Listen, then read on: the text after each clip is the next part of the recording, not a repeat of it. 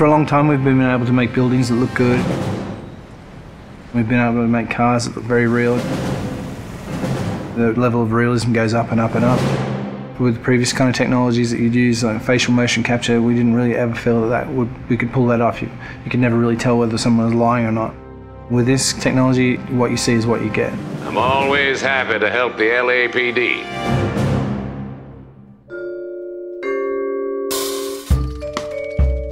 We started research on it about 5 years ago. Back then, only research groups were really doing it, this kind of 3D mesh generation from optical cameras. We thought that there might be some application for what we were doing, and this story is a detective story, so the believability of the actors' performances is key to gameplay. That's one of the key strengths of our system. We can actually see all the subtle features that animation traditional ones just can't do. Cole Phelps, traffic. What have we got?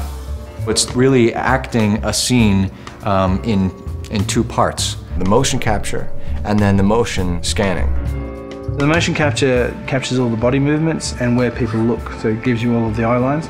Regulator valve. Good find.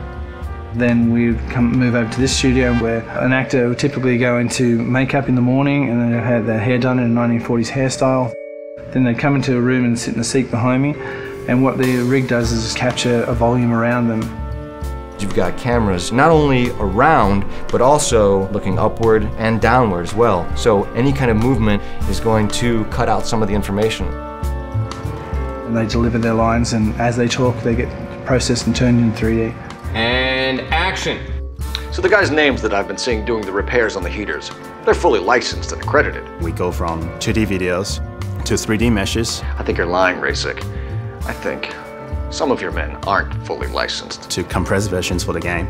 I think some of your men aren't fully licensed. You're desperate to cover your sales. The level of detail is just so high that they're just like a real person in life. You're gonna lose your wife and probably end up in the big house. I hope she was worth it.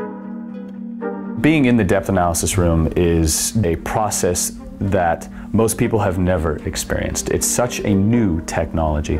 It's a constant close-up is what it is, but it's a close-up from 360 degrees. There's something pretty special about knowing that you will be recreated, but in another type of form. I saw myself today. Blow it off, Cole. These artsy-fartsy types always get a little flighty. It's me. LAPD, drop the weapon! Hey, you think I'm some kind of nut job? What proof have you got? A big theme of this game is dishonesty and to detect when people are lying. You couldn't have done that in the past. Why are you lying to me, Varley? The better you are at reading people, the more things it'll reveal, and the story goes different ways if you do that. The only way you're going to get rid of me is to give me an answer. You're out of your depths here, detective, and you're asking the wrong questions of the wrong people. Having this realism really helps. You're literally talking to that person and then seeing how they behave by asking questions. Why did you kill Mrs. Terrellson? I have no recollection of the people I have killed.